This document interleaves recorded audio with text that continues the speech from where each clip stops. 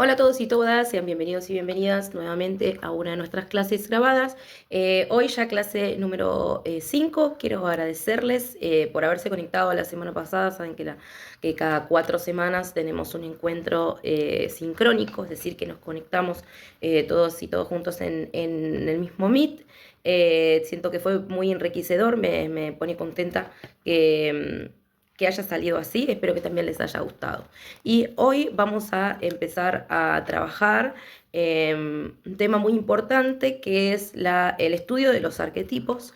Eh, ya estuvimos hablando del viaje del héroe, ya estuvimos viendo las distintas etapas, distintas maneras también de separar ese camino del héroe según distintos autores. Utilizamos principalmente el método Van Salf. Hoy vamos a hablar de otro, en este caso un médico, un psiquiatra, un filósofo, otro autor, sí que nos aporta al estudio del tarot y del tipo evolutivo, que es el que nosotros hacemos, que es Carl Jung. Vamos a empezar a trabajar arcano por arcano. Obviamente esto nos va a llevar tiempo, ¿sí? Porque vamos a ver el arquetipo y todo el simbolismo que se encuentra en cada una de las cartas, ya no de manera así como más por arriba como hicimos cuando vimos el camino del héroe, sino ir al hueso de cada una de las cartas. La clase de hoy se llama Arquetipos, Psicología e Inconsciente Colectivo. Recuerden que como estamos haciendo un tipo de tarot que es evolutivo, nosotros vamos a trabajar mucho con los aspectos más terapéuticos, los aspectos más psicológicos detrás del estudio del tarot y no de la parte predictiva, aunque algunas veces vamos a utilizar parte del mensaje predictivo que tienen las cartas según el tipo de tirada que estemos haciendo, según la pregunta que nos estén haciendo, según cómo lo queramos interpretar. Y también recordemos que es sumamente importante confiar en nuestra intuición a la hora de leer las cartas. Y es por eso, o sea, que cuanto más herramientas tengamos para poder analizar esa carta, es que vamos a poder dar un resultado o una respuesta mucho más enriquecedora para el consultante o para nosotros mismos, lo que esté consultando en sí. Ya venimos hablando hace rato de la palabra arquetipos, venimos diciendo son arquetipos ya hablamos de que los triunfos representan distintos arquetipos, bueno, pero tal vez no termina de quedar claro qué es un arquetipo. Básicamente es un modelo simbólico que va a representar un patrón repetitivo que está transmitido de generación en generación y es parte de nuestro inconsciente colectivo. Y acá vamos a hacer un pequeño ejercicio que yo normalmente hago en la escuela, nada que ver, obviamente, ¿no? Cuando trabajamos la ESI y hablamos de estereotipos dentro del mundo de la ciencia, hacemos un ejercicio que nos sirve para entender qué son los arquetipos. Primero vamos a imaginar una mujer, a secas. Cada quien de nosotros va a imaginar a una mujer distinta, ¿sí? Pero podría llegar a asegurar que todos vamos a imaginar una persona con una energía femenina, con un cuerpo con caracteres primarios y secundarios femeninos también. Eh, Algunas personas tienden a imaginar a alguna mujer cercana de su entorno, ya sea una pareja o la madre, o tal vez una figura de autoridad que encuentren. Para nosotros y nosotras que vivimos en este presente, entender que mujer es una construcción social es una discusión que medio ya venimos dando y que podemos estar de acuerdo o no. Quiero creer que todos los que estamos aquí estamos de acuerdo con que ser mujer es una construcción social y que difiere del sexo biológico, ¿no? De la idea de femenino o masculino a nivel genitalidad. Pero imagínense plantearle esta idea a alguien ni siquiera les hablo de hace muchos años, del 1800 y siglo XIX. Plantearle esta idea a alguien del siglo XIX era totalmente descabellado. Otro ejemplo que utilizo es que imaginen, que los niños y niñas imaginen cómo se ve una persona que trabaja en la ciencia. O sea, un científico, una científica. Les doy tiempo para pensar y cuando ponemos en común, casi todos imaginamos todos imaginan algo similar. es un hombre, es bastante anciano, es más bien está ya la tercera edad, lleva un guardapolvo, está en un laboratorio y el dato siempre es casi igual, solamente entre un 1 y un 3% de los niños y niñas imaginan a una mujer haciendo ciencia o imaginan a una persona joven haciendo ciencia. Eso también es una forma arquetípica de catalogar a una profesión o a un género, como veníamos hablando. Podríamos hacer lo mismo con una boda, podríamos hacer lo mismo con una escuela. Esas cosas que traemos, esas imágenes, esas representaciones simbólicas que tenemos dentro de nuestro aparato psíquico que pertenecen a nuestros recuerdos, eso es precisamente el inconsciente colectivo y los arquetipos. Por ejemplo, nosotros que vivimos acá en Argentina nunca tuvimos un rey, o sea, sí tuvimos un virrey, fuimos una colonia, en algún momento respondimos a la corona española, pero dentro de nuestro territorio nunca hubo reyes. Entonces, ¿cómo nos imaginamos o cómo se imaginaban las personas de el 1800 por ahí o el 1700 que era un rey? Porque si nos ponemos a pensar, hoy podríamos decir, nosotros sabemos cómo es un rey por las películas, sabemos por las fotografías, sabemos por las pinturas. ¿Cómo lo sabía una persona del 1700 antes de que existieran las representaciones gráficas o, bueno, la filmografía o fotografía? A través de los relatos. Se entendía y se imaginaba a través de los relatos. Las cartas, los arcanos o triunfos, representan de cierto modo también como una pintura, ¿no? Son como una foto de ese arquetipo. Imagínense que tal vez en nuestro territorio nunca nadie había visto un rey, pero podía conocer a través de las cartas del tarot cómo era un emperador o una emperatriz. Por ahora estoy poniendo ejemplos tontos para que se entienda qué es precisamente un arquetipo y por qué es tan importante. Volvemos al ejemplo que di al principio acerca de imaginar a una mujer, ¿no? Imagínense qué difícil pudo haber llegado a ser, si hoy en día sigue siendo difícil, ¿no? Y hay un montón de batallas que seguir dando. Imagínense qué difícil habrá sido ser una persona que no se identificaba con su sexo biológico en el 1700 o en el 1800. Era imposible que se pueda dar su proceso de individuación y reconocimiento propio a través de su sentir, ¿no? De su sentir de género, del género en el que se sintiera, ¿no? Si la cultura colectiva y el inconsciente colectivo no eran capaces de interpretar que era posible que una persona sea una mujer o un hombre teniendo la genitalidad opuesta. Imagínense qué difícil es, incluso hasta el día de hoy todavía sigue siendo difícil encontrar dentro de la cultura colectiva y el inconsciente colectivo la idea de que las mujeres también podemos hacer ciencia. ¿Cuántas niñas serán las que a la hora de tener un sueño, por así decirlo, sueñen ser científicas? Yo estoy muy contenta porque, como saben, trabajo con niños, con niñas, con adolescentes en realidad, pero hace un tiempo tuve un taller de ciencia y género y no les digo que eran la mayoría porque por ahí había 30 chicos inscriptos y 6 chicas en el taller general. Y al taller de ciencia y género venían obviamente las 6 chicas y algún que otro varón más. Hay niñas que sueñan con hacer ciencia, aparte eran más pequeñas, ¿no? Eran como de los primeros años de secundaria. Pero todavía nos queda mucho trabajo. Como esto de mover los hilos dentro de ese inconsciente colectivo para que una niña pueda desear ser no sé, científica y que esa tarea dentro de la ciencia no esté relacionada al cuidado, porque hoy en día hay muchas mujeres que hacen ciencia, pero principalmente se dedican a la medicina, por ejemplo, ¿no? La medicina, la psiquiatría, todas están muy relacionadas con el cuidado de un otro. Hay pocas ingenieras, no sé, en física del espacio, no hay tantas, hay pocas físicas nucleares, ¿sí? No quiero decir que no hayas, digo que hay pocas, ¿sí? Y esto es porque no es algo que tengamos tan presente como una posibilidad dentro del inconsciente colectivo.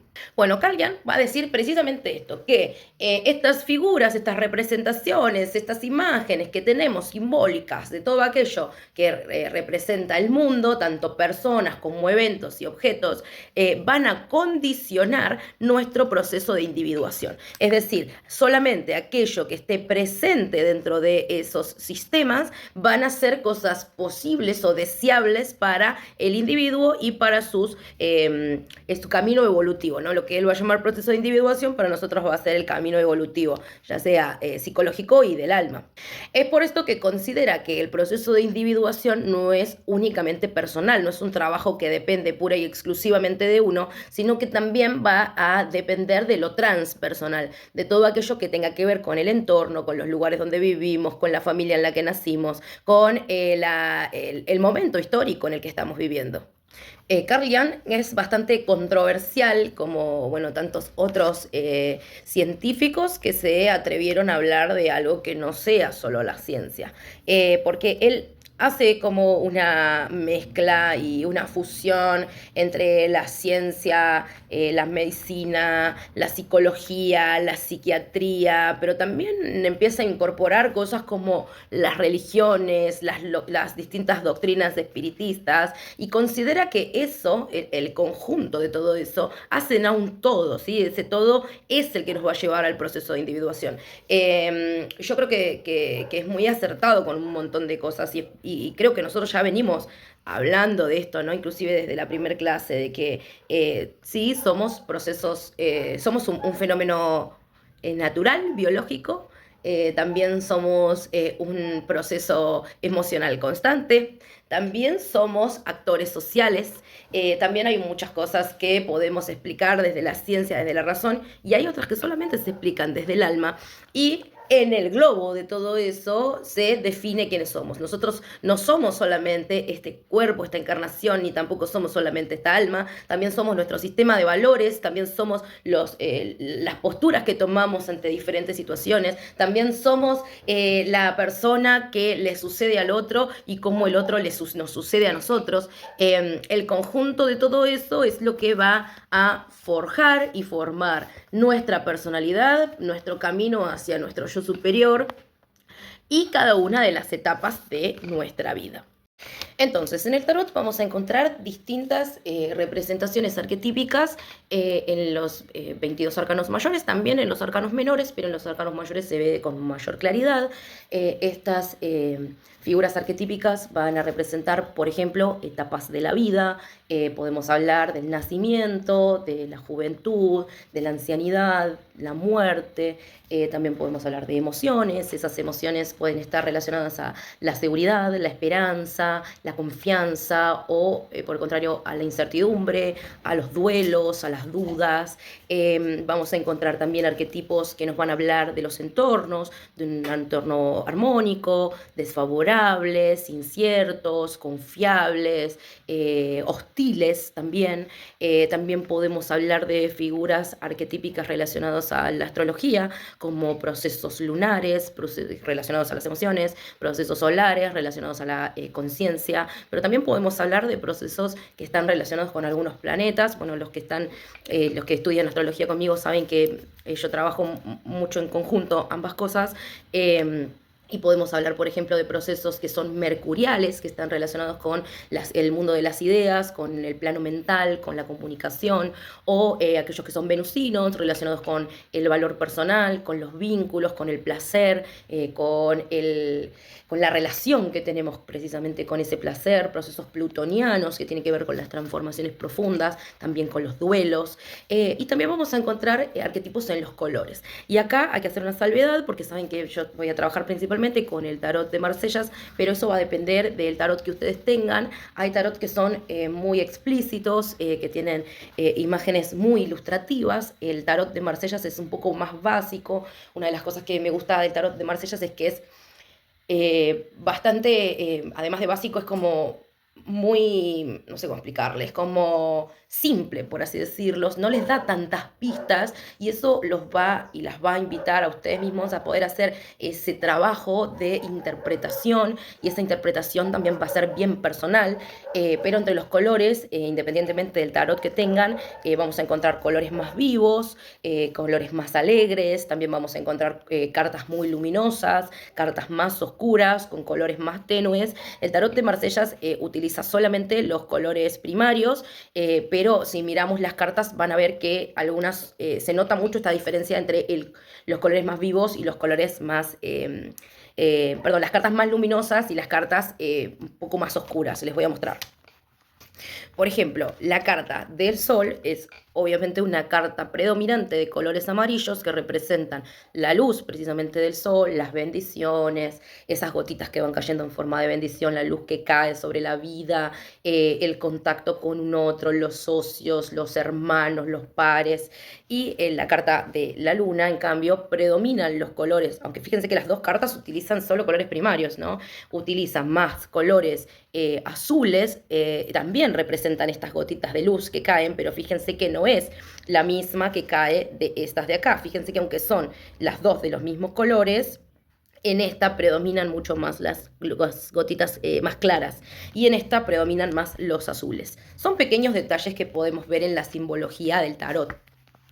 Para no ser demasiado larga esta clase, hoy vamos a hablar solamente del arquetipo del loco, porque como saben es el protagonista de todo nuestro ciclo, ¿no? De nuestro ciclo dentro de ese viaje del héroe del que estuvimos hablando anteriormente, y también porque hay mucha potencialidad en esta carta, como ya lo hablamos, representa el cero o el arcano sin número.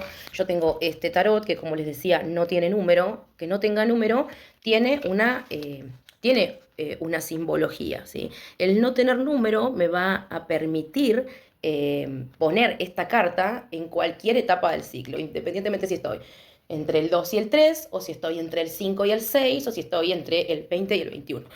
Esta carta nos dice que siempre somos capaces de volver a empezar.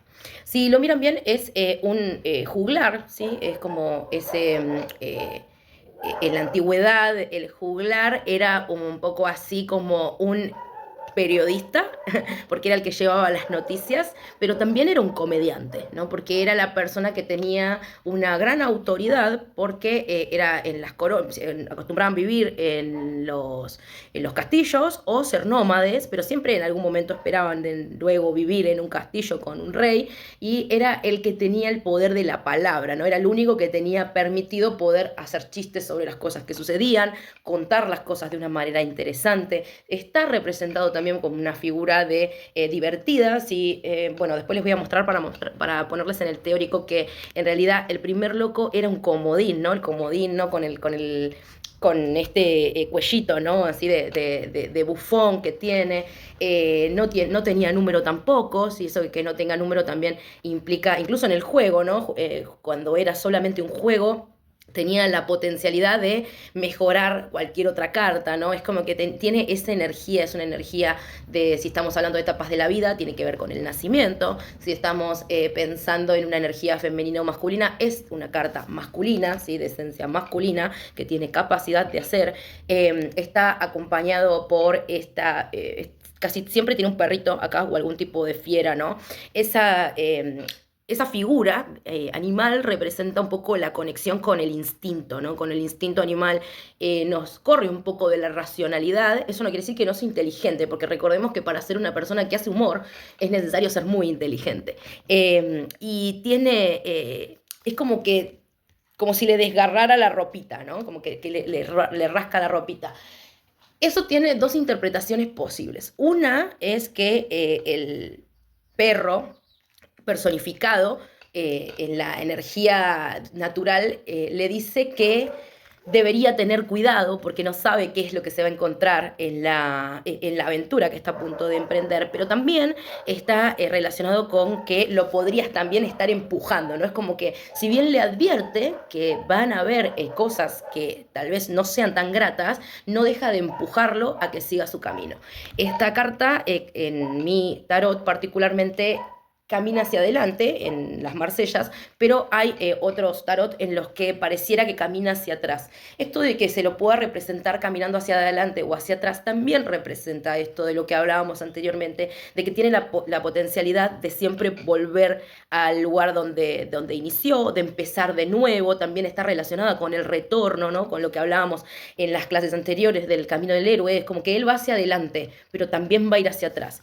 La mirada de las cartas es fundamental, es una carta que, si lo ven, mira hacia arriba, en casi todos los mazos está representado mirando hacia arriba, es decir, él no tiene la mirada puesta en el camino, porque en realidad no le interesa tanto lo que va a pasar en el camino, en el sentido de que está dispuesto a vivir lo que tenga que tocar.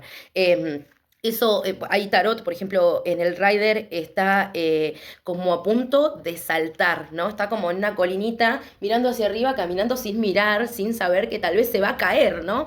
Y eso también representa un salto de fe, ¿no? Ese salto que lo hace salir de esa colinita o de ese barranco, y debajo de ese barranco puede haber un precipicio y puede terminar su vida y tener que empezar de nuevo en otra encarnación. O puede ser simplemente una lomadita que lo conecte con un camino que antes le parecía imposible de alcanzar.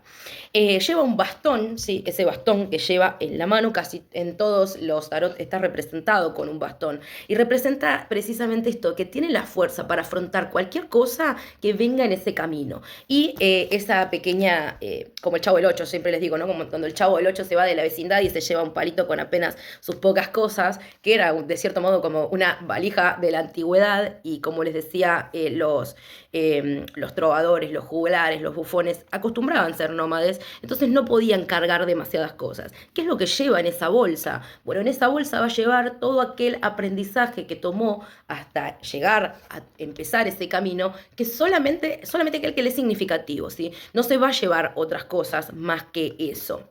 Tiene colores brillantes. En el tarot, como les decía, utilizamos en este tarot casi siempre van a ser los colores primarios, pero el color que puede aparecer levemente es el verde, ¿sí? Apenas algunas hojitas de verde van a aparecer en esta carta. En esta carta también aparecen, en la templanza, bueno, en esta otra carta. Siempre que aparece el verde y que aparece vegetación viva en el suelo, representa que el camino estará lleno de frutos que podremos cosechar, ¿no? Como que el camino es fértil, es un camino, ¿no? Que no vamos a adentrarnos en el desierto y morir de sed y de hambre, sino que aunque se presenten diversas pruebas, el camino nos va a saber proveer de aquello que necesitamos. El loco representa, además del nacimiento, una personalidad un poco ingenua, ¿no? Teniendo en cuenta esto, ¿no? de la inocencia de los niños. Es un poco distraído también, ¿no? Porque, como les decía, va mirando para cualquier lugar menos para el camino, pero también tiene mucha confianza, ¿no? Esto que hablábamos anteriormente del salto de fe, del salto a la confianza, de la importancia de dejar que el universo nos sorprenda. No hay forma de que la vida nos sorprenda y nos haga realmente crecer si no sabemos abandonar nuestra zona de confort. Esta carta, como también es el protagonista, como el tarot en el tarot es el protagonista de todo el ciclo, nos habla de un momento en la vida donde nosotros o el consultante, cuando sale esta carta, estamos necesitando ser conscientes de que somos protagonistas de nuestra propia vida. ¿Cuántas veces en nuestro cotidiano nos dejamos de lado? Nos dejamos de lado por estar para los demás, por estar para un otro. ¿Cuántas veces también le echamos la culpa al otro o al entorno de las cosas que nos suceden? Yo se los digo siempre, el otro nos sucede y nosotros le sucedemos al otro. Es condicional en cierta medida, pero siempre seguimos siendo nosotras, nosotros, los que tenemos la capacidad de poner punto final a cualquier situación en la que nos encontramos que nos está haciendo mal. Y siempre somos capaces de emprender una nueva aventura. Esa nueva aventura puede ser algo simple como decir, no sé, creo que quiero empezar a entrenar en otro lugar, o puede ser algo importante como decir, quiero formar una familia o me quiero ir a vivir a otro lugar. Casi siempre que aparece esta carta en alguna tirada nos habla de emprender un viaje que, como les decía, puede ser interno, pero también puede ser externo. Es una carta que también nos habla de cosas como una mudanza, de un cambio grande, de el empezar de cero. Esta carta es muy linda cuando sale en una tirada, pero si llega a salir invertida, muchas veces le tenemos miedo a las cartas invertidas. Yo considero, y esto es una apreciación personal que tomo de la profesora con la que yo estudié tarot, y es que a la carta siempre hay que leerla como si estuviera derecha y agregarle alguna interpretación específica de lo que implica cuando está invertida. Las cartas invertidas no siempre representan todo lo contrario. O sea, no quiere decir que no sé, si una carta es súper buena, cuando sale al revés es súper mala. No, nos habla de que si el loco está iniciando un viaje hacia lo desconocido, si la carta nos sale invertida, nos habla de un viaje que va más hacia adentro o a volver a nuestros orígenes. La necesidad de tener que volver a casa, por así decirlo. Esa casa puede ser real, puede ser volver a la casa donde crecimos, o puede tener que ver con volver a una casa simbólica que tiene más que ver con nuestro lugar seguro. Si lo estudiamos dentro de un ciclo y las etapas del loco, cada carta va a tener una historia, algunas son personales, como les contaba de esta en particular, es decir, el loco es el protagonista, y hay otras cartas donde el loco es más bien un espectador. Pero si hay carta que se conecta directamente con este loco que inicia su camino, es esta carta que es el carro. Vieron que yo les contaba anteriormente de que los juglares y los bufones tendían a ser personas nómades. Son nómadas hasta que en algún momento llegan a algún reino donde el rey, el emperador, se encariña o le parece que su trabajo es bueno y lo lleva a vivir a el castillo. Es decir, es como cuando finalmente se establece dentro de su profesión, por así decirlo. Y cuando llega al castillo, él tiene una vida mucho más tranquila, mucho más próspera, es decir, él arrancó siendo casi un mendigo, ¿no? Contando historias y cantando por monedas para sobrevivir, empujado por su espíritu aventurero. Cuando llega a la instancia del carro, ese mismo loco se ha convertido en un príncipe. Pero hay algo que tiene todavía de manera innata, que es parte de su esencia, que no puede cambiar. Y es que si en esta carta está saliendo a recorrer el mundo a pie, con su bastoncito y sus pocos petates, cuando llega a la carta del el carro, ya no es simplemente un mendigo, ahora es un príncipe, ahora está empoderado, ¿sí? Tiene esa corona. En el tarot, siempre que aparezcan cetros, ¿no? Esos palitos que llevaban, los cetros representan el poder, ¿sí? En la mano el poder, va arriba de un carro, ¿sí? Ese carro está tirado por estos caballos, que inicialmente tenía un perrito que lo empujaba, ¿no? Acá lo van a tirar esos caballos, y tiene algo particular, y es que no lleva las riendas de ese carro. Así como acá confía completamente, da ese salto de fe, confía en el camino, no sabe hacia dónde va, no tiene idea dónde va a llegar, pero confía. Cuando llega a la instancia del carro, también confía, ¿sí? Porque no lleva las riendas del carro, el carro lo lleva a él. Esto también nos habla de confiar en el universo, confiar en las posibilidades, de que nos sorprenda la vida, que nos lleve a nuevos puertos, que nos conecte con cosas nuevas. Esta carta, cuando aparece en una tirada, es muy buena porque nos habla de que las cosas se empiezan a mover. También nos habla de viajes, por supuesto, pero nos habla de esos momentos en los que la vida, ¿vieron cuando venimos de situaciones en las que parece que nada nos sale bien, que nada se mueve, que nada está fluyendo como nos gustaría? Y a veces las cosas no fluyen como nos gustaría, y es recién cuando soltamos esa idea de perfección, o cuando dejamos de insistir en cosas en las que ya no va, que la vida se empieza a mover. Muchas veces somos nosotros mismos los que nos quedamos estancados en un lugar. Esta carta nos dice que se empieza a mover. Vamos a relacionar esta carta también con otra carta ahora, pero para que lo tengan en cuenta, el loco tampoco, bueno, en este caso el carro, que es este mismo loco, tampoco está mirando el camino, ¿sí? Está mirando hacia atrás. Si en esta carta mira hacia arriba, como confiando en Dios, el universo, los dioses, lo que sea que está por encima de él, en esta carta mira hacia atrás, ¿sí? Ese mirar hacia atrás implica que, aunque confía en el camino, que confía en lo que va en lo que va a venir es lo que corresponde que suceda, no deja de tener en cuenta todo lo que vivió. En esta carta trae ese pequeño bolsito en el que se lleva sus herramientas más importantes. En esta, más que herramientas físicas, emocionales y cognitivas, se va a llevar recuerdos. ¿Sí? Acá se lleva los recuerdos consigo mismo para precisamente poder utilizar, no desde la nostalgia, sino desde la capacidad de hacer en un futuro cualquier cosa que necesite cuando se presente la aventura. En ambas cartas vamos a ver esto de el pastito. Si en esta había apenas algunos pastitos, en esta hay muchísimo más verde. ¿Sí? Eso representa que sí, vamos a suponer que salió siendo un mendigo y así todo logró sobrevivir y tal vez alguna vez haya pasado hambre, tal vez alguna vez haya dormido en un montículo de alfalfa. Hoy en día ya no camina a ese mismo lugar, no tiene por qué volver a esas situaciones y lo que se va a encontrar con todas las herramientas que trae de otros procesos de la vida, sabe que van a ser muchísimo más cómodos, sabe que ese camino puede confiar en ese camino porque nunca le va a faltar nada. En la carta del carro predominan los colores amarillos y esos colores amarillos están relacionados precisamente con los oros y los oros con la abundancia. Los caballos tienen una energía roja y azul, en realidad tienen un color rojo y azul y representan un poco esto, ¿no? De que está tirado por nuestras energías, tanto femeninas como masculinas. Recordemos que todos y todas tenemos ambas energías, alguna más predominante por una cuestión de personalidad, pero también hay momentos de la vida en donde tenemos que tomar una actitud tal vez mucho más femenina y en otras en una actitud mucho más masculina. Esa carta también nos habla de ese equilibrio, ¿no? De ese equilibrio entre nuestras fuerzas internas.